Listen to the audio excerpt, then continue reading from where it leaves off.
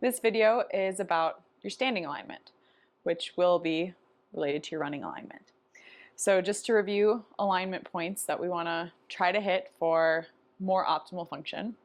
Obviously, I have a very large belly right now, but the size of your belly really doesn't matter for these alignment points. So starting at the bottom, your feet, ideally, the outside edges of your feet are parallel. So I'm thinking about the outside edge of my heel to the outside edge of my pinky knuckle.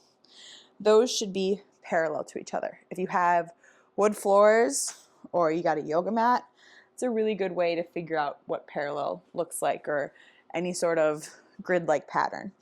Otherwise, do your best to eyeball it. For many of you, this might feel very turned in. So I'm just going to show you the sort of ideal alignment. You'll have your own alignment that you already fall into, and you're going to try to split the difference.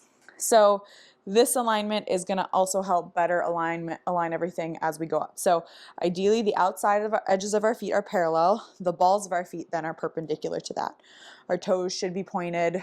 They're actually kind of pointed slightly in. Once again, this might feel very duck-footed for some people. Next point is I want to make sure that my ankle bone is directly below my hip bone on the side. So find that outer edge of your hip bone, hard, hard, hard, hard. Oh, look, I can kind of sink in. Of course, you guys all have really strong abs, so it might not sink in much. But find the top of that hip bone. That should be stacked right over your ankle bone. You can always grab a string with like a paper clip or a bead or something attached to it to make a little pendulum to see, is this directly over my ankle bone or my heel? In general, I'm going to say you probably have to back up your hips more than you want. It might feel like you're going to come off on your toes, so get as far as you can without falling over, backing your hips up. The next alignment point is that we don't want our hips tipped way forward or tucked way under.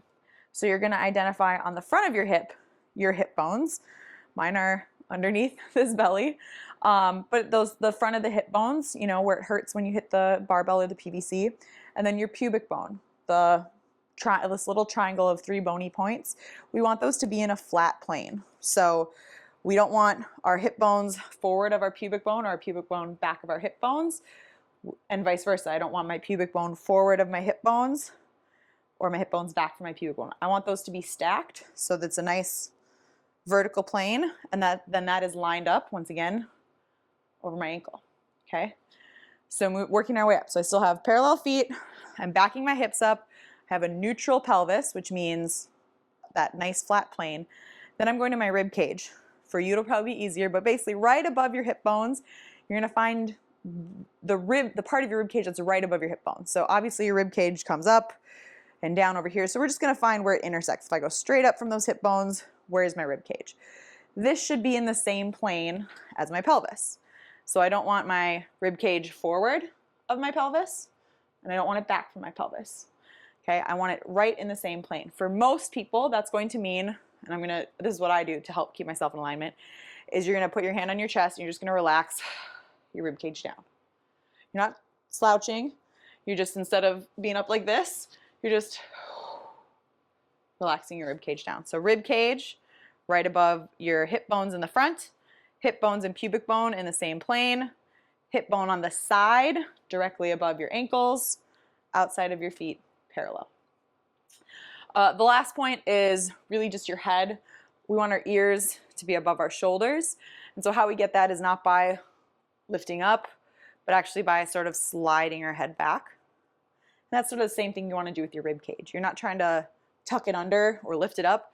You're kind of trying to slide it back. So in general, for most people, once you set your feet parallel, you're going to back your hips up, you're going to back your rib cage up, you're going to back your head up.